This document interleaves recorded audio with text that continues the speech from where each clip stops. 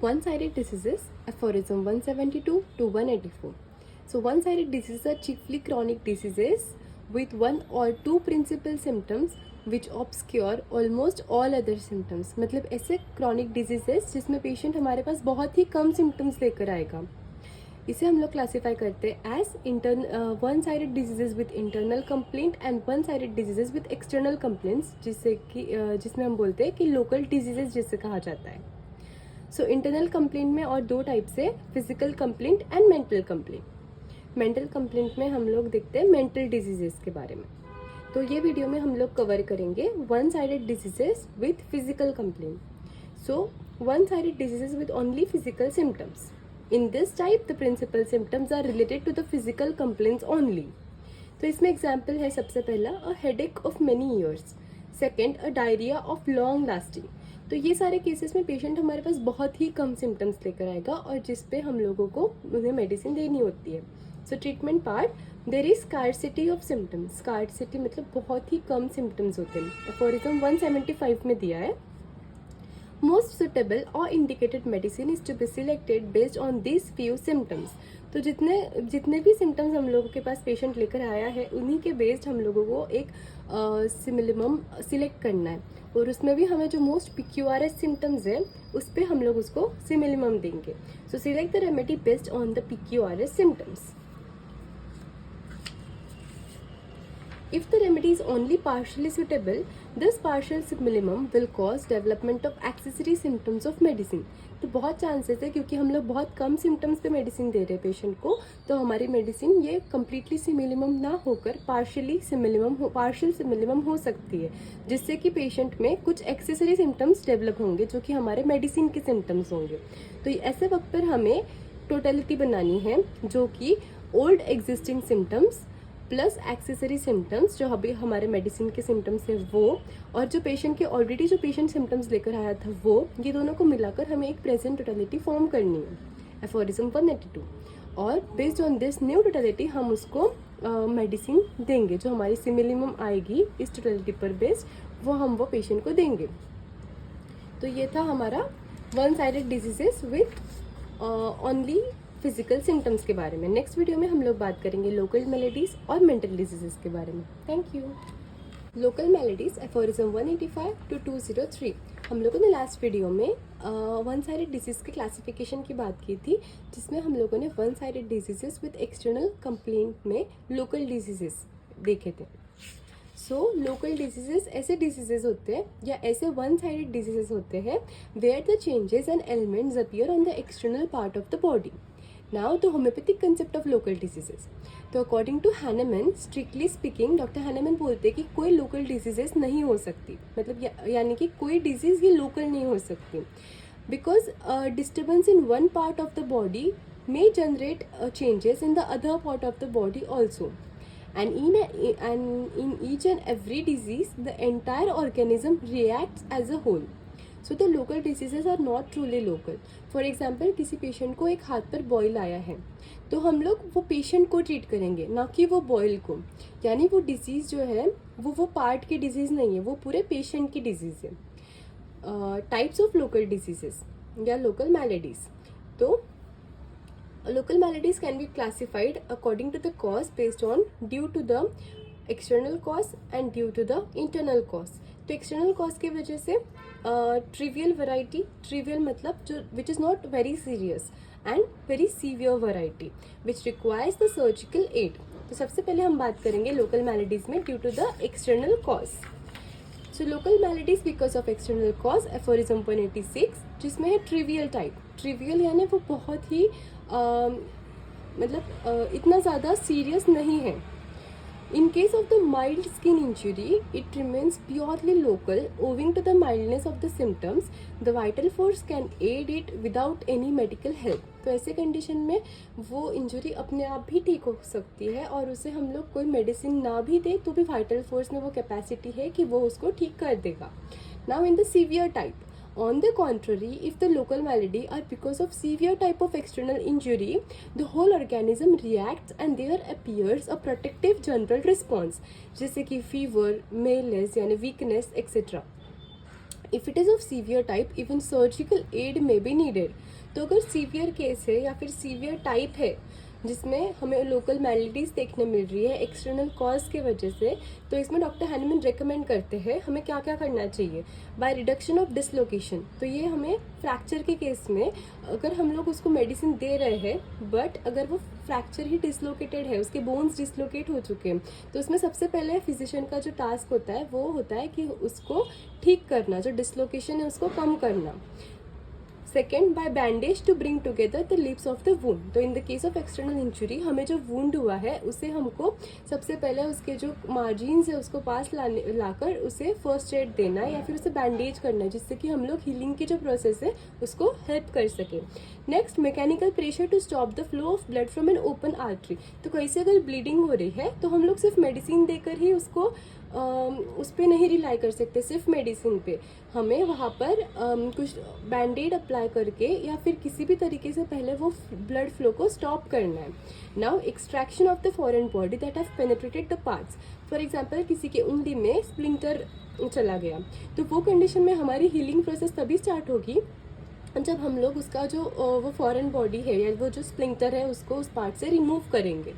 Next, by making an opening into a cavity of the body. तो इसमें एक example देते हैं कि कंजेनाइटल कंडीशंस होती है, जैसे कोई बेबी बॉर्न हुआ है और उसको एनस ही नहीं है, तो वो कंडीशन में हम उसको इम्परफोरेट करेंगे, एक एनस परफोरेट करेंगे उस बेबी में, जिससे कि उसके कॉम्प्लिकेशंस ना बढ़े।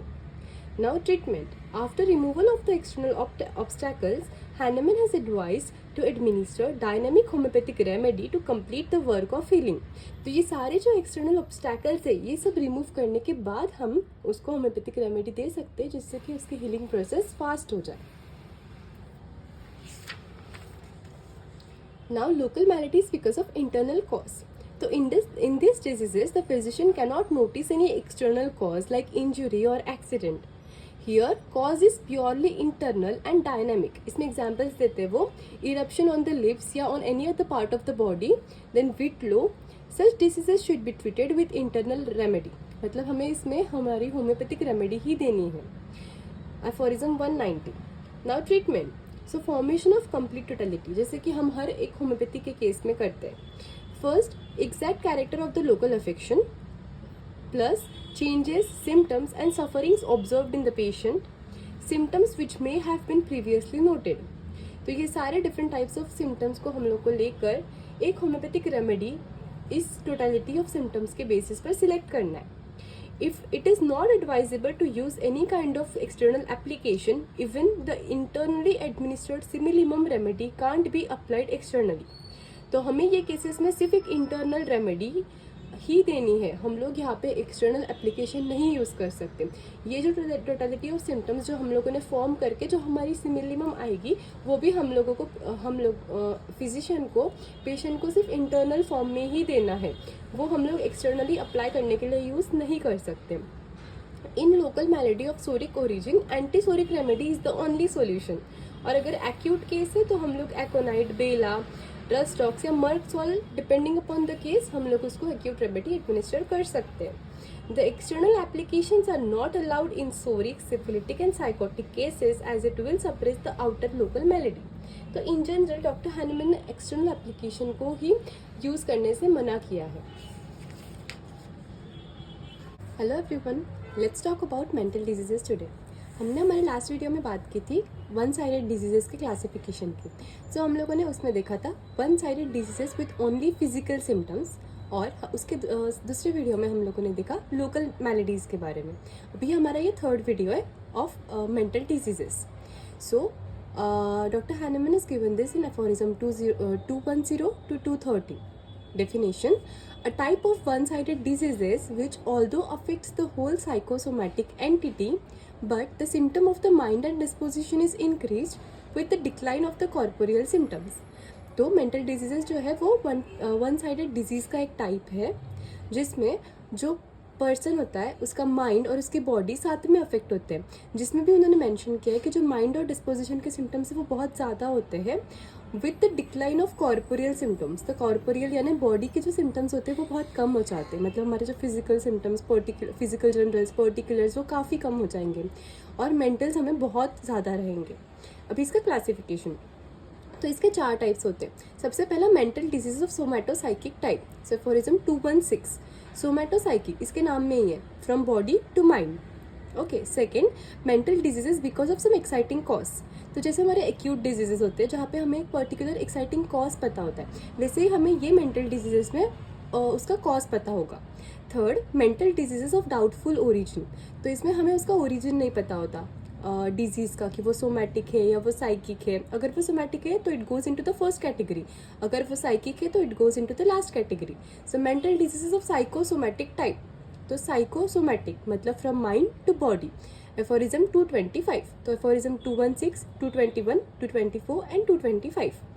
Now first, mental diseases of somatopsychic type. तो इसमें हमें नाम में ही समझ रहा है कि सोमैटोसाइकिक है, मतलब पहले बॉडी अफेक्ट होगी, कॉर्पोरियल सिम्टम्स पहले आएंगे और फिर मेंटल सिम्टम्स या फिर साइकिक सिम्टम्स आएंगे। So this are mental diseases arising from the corporeal diseases. The corporeal disease symptoms will reduce and the existing mental symptoms will be increased in intensity. They rapidly develop into mental diseases which are one-sided diseases. अभी यहाँ पे example दिया उन्होंने, a suppuration of lungs or deterioration of other important organs or some fatal acute diseases, it can be observed that they rapidly transform into insanity. Now treatment में हम लोग जो दोनों सिम्टम्स है, पहले तो बॉडी के जो सिम्टम्स थे पहले प्रीवियसली प्रेजेंट और मेंटल सिम्टम्स जो बाद में बहुत ज़्यादा बढ़ गए, वो दोनों को कंसिडर करके उसका टोटलिटी फॉर्म करेंगे और मिनिमम फाइंड आउट करके हम पेशेंट को एडमिनिस्टर करेंगे। So that is the treatment for somatopsychic disease. Next है mental diseases because of some exciting cause.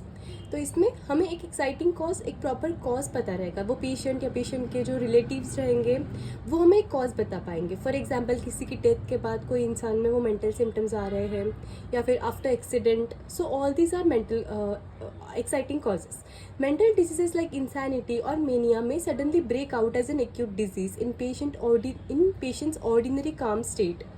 मतलब पेशेंट ऑलरेडी पहले हेल्थी था but after some acute conditions जैसे कोई एक्साइटिंग कॉज, पेशेंट में ये एक्यूटली डेवलप होगा डिजीज़।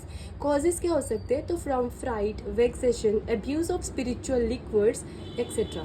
तो ये सारे उसके एक्साइटिंग कॉजेज हो सकते हैं। This diseases are considered as sudden flaring of flattened psora. तो ये जो जितने भी सारे डिजीजेज हम लोग देख रहे हैं ये सारे सोरिक ही होते हैं। Treatment, administer homoeopathic doses of proved acute medicine.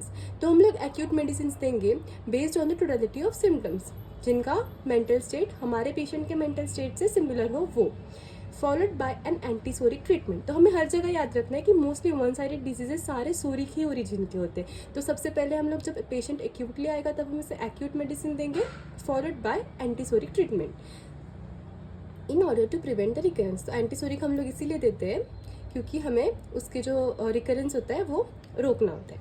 Third, mental diseases of doubtful origin. अब यहाँ हम डाउटफुल ओरिजिन इसलिए बोल रहे हैं क्योंकि फर्स्ट केस में हम लोगों ने देखा कि उसका कॉज जो था वो सोमैटोसाइकिक मतलब कॉर्पोरियल डिजीज उसका कॉज था। अभी यहाँ पर हमारे पास इससे कोई प्रॉपर कॉज ही नहीं है।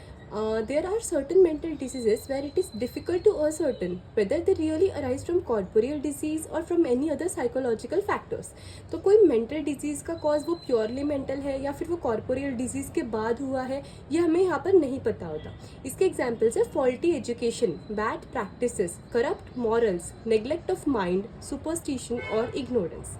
अब इसका ट्रीटमेंट कैसे करेंगे? तो सबसे पहले हमारा टास्क इसमें होता है कि आइडेंटिफिकेशन ऑफ कॉज, क्योंकि ये डाउटफुल ओरिजिन के हैं हमें इसका कॉज पहले पता करना होता है। तो अगर साइकिक कॉज है डिजीज़ का पेशेंट में तो वो पेशेंट ट्रीट हो जाएगा by sensible friendly exhortation, consolatory arguments, serious representation and sensible advice.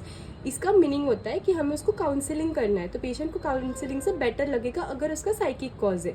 और अगर पेशेंट को कॉर्पोरियल कॉज है मतलब बॉडी में कोई डिजीज़ थी और उसके बाद उसको ये मेंटल डिजीज़ हुई है तो patient gets irritated and becomes rejected, inconsolable and reserved. Okay, तो इससे हमें समझ में आ जाएगा कि पेशेंट का डिजीज़ का जो कॉज है वो साइकिक है या कॉर्पोरियल है। उसके बाद हमें मेडिसिन सिलेक्ट करना है।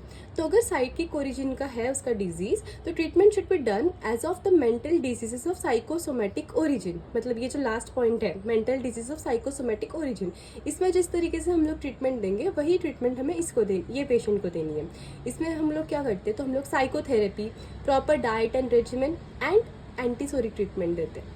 और वही अगर कॉर्पोरियल ओरिजिन का वो डिजीज है, जैसे हम लोगों ने फर्स्ट केस में देखा, तो treatment will be same as that of mental diseases arising from corporeal diseases.